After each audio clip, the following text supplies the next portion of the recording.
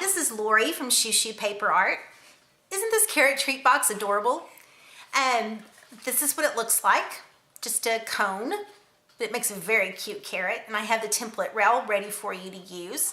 And then I made this cute tag with the new Stampin' Up! Hello Easter set. So let's get started. This is what the template's going to look like when you print it off.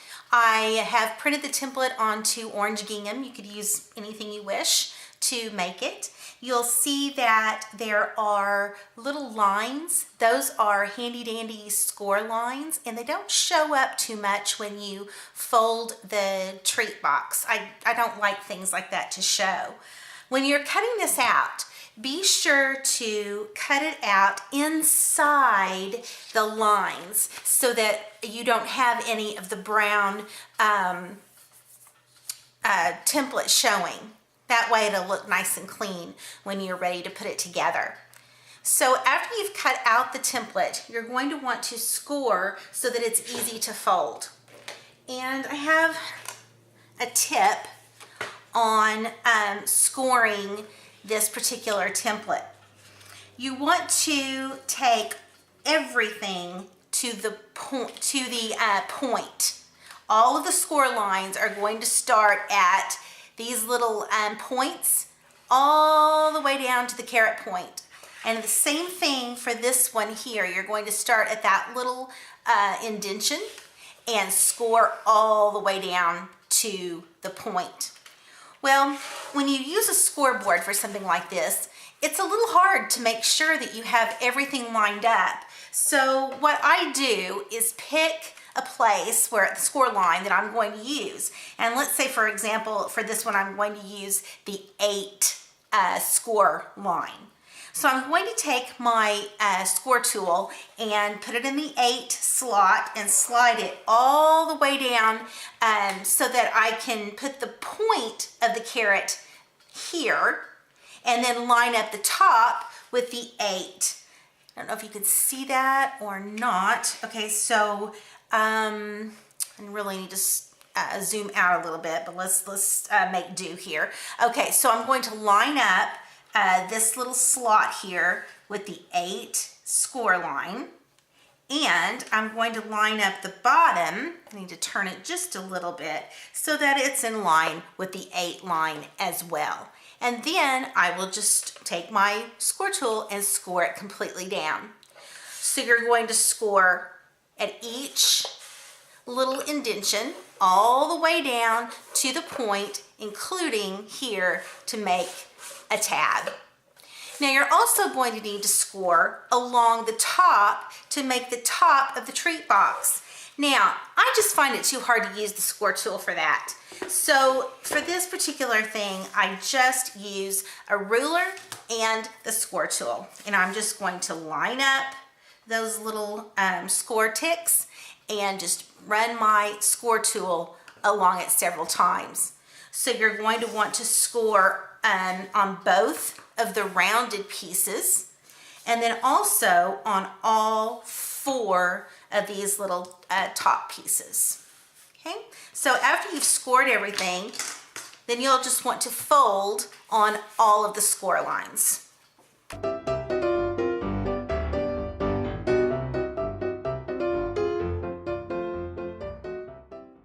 Scored everything, you're ready to put the carrot together. This little piece is your tab. You can use tape or glue, whichever you prefer. I'm going to go ahead and run some tape along, some glue along it and close it up, and then we'll move on.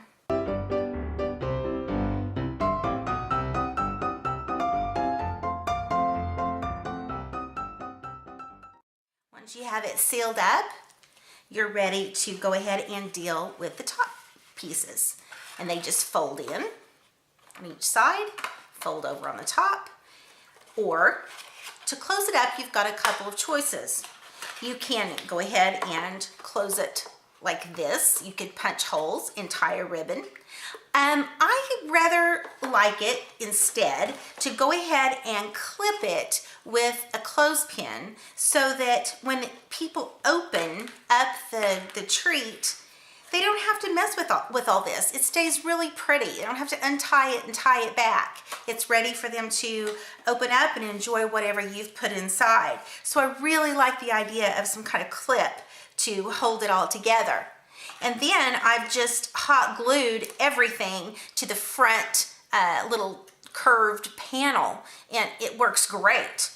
So that's all there is to the carrot template. It's very easy to do. You could make these all day. I don't know if you want to, but anyway. So let's look at this pretty little tag here. This is made with the Hello Easter stamp set from Stampin' Up.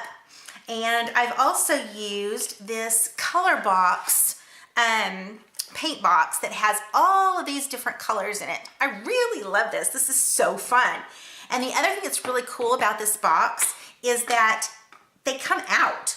Isn't that neat? So you could like pull out the yellow and use it for some, you know, if you want to just use it on your stamps. It's very cool. So you don't have to use it as you know, as it is. But for this egg, I did leave everything intact, and I used from a little bit of the purple down to the yellow to get this pretty little egg. So I'm just going to load this up with ink and make sure that it's nice and covered.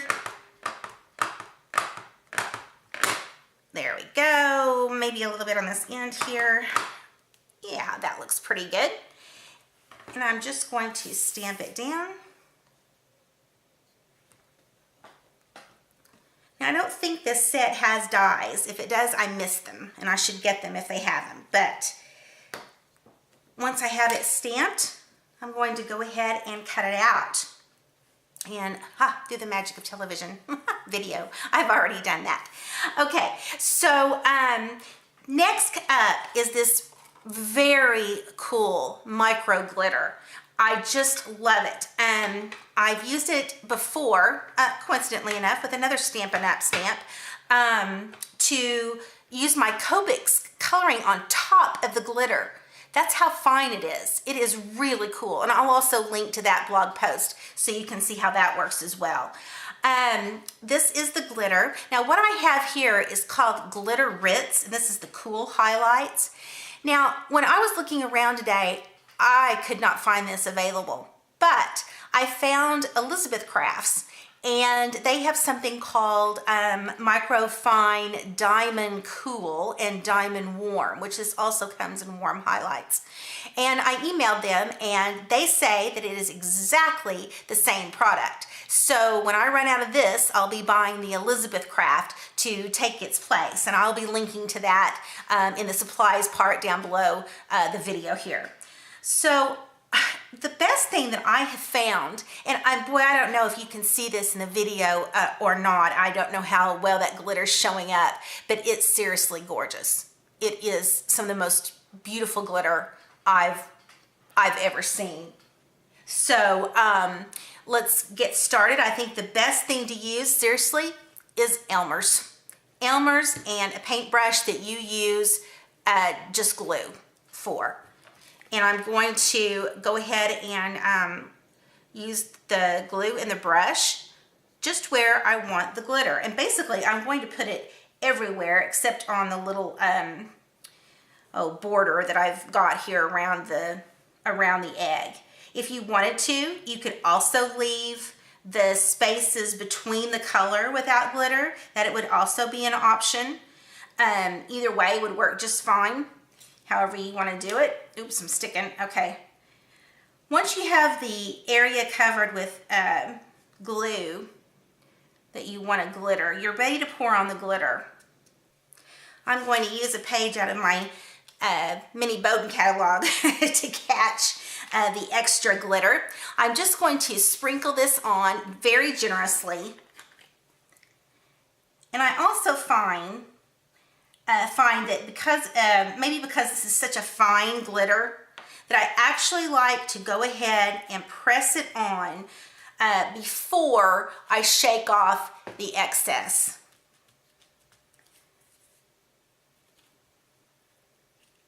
All right.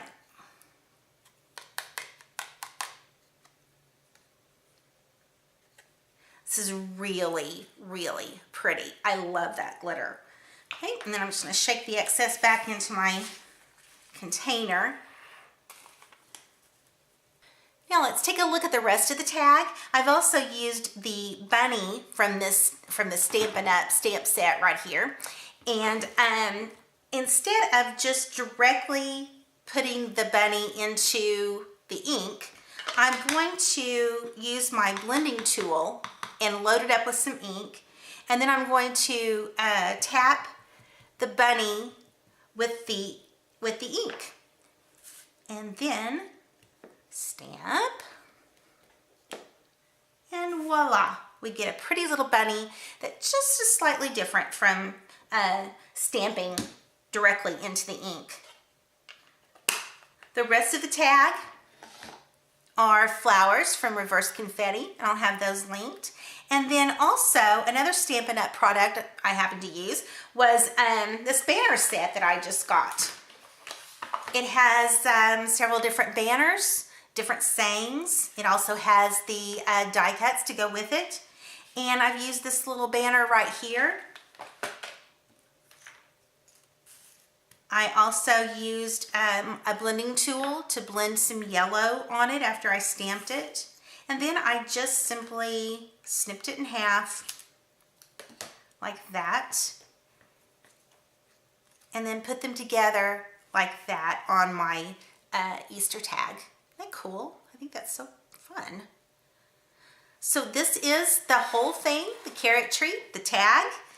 And I will have the template all ready to go for you to download. Just look at the bottom here of the video for all of the links.